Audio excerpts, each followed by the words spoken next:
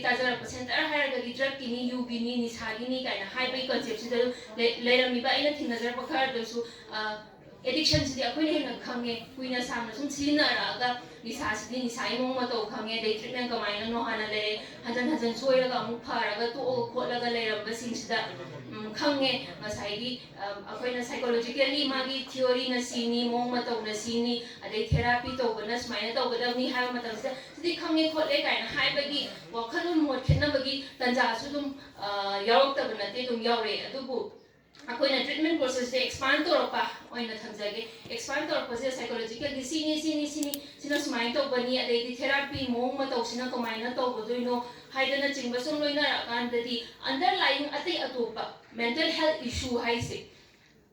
mong matoge mayam thogle eba aduna akoina hujiki mamang daina haijagi the addiction haitara gari nisagi adugi laijubani haidana dang hairameba what is addiction akoina jumnagi londa the addiction is substance abuse haidana haise kari no haiba matamsida akoigi mental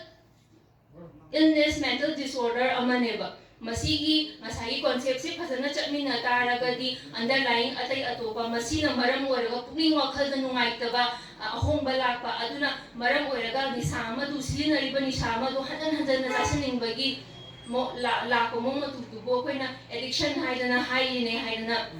Kamina Bagitanja, Aduga, Makata Pada, Masigi.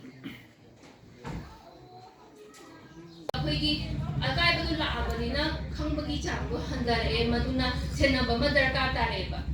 Taina Matamdata, Leiba, Oi, Kuzitana, Tonga, family since a Lena Rabanina, Yinchan Pinaba, or Magi, care, Masagi, caring to Pinaba, family members, a Wallach, Masina Sumaram, Oiraga, centers that Makadi.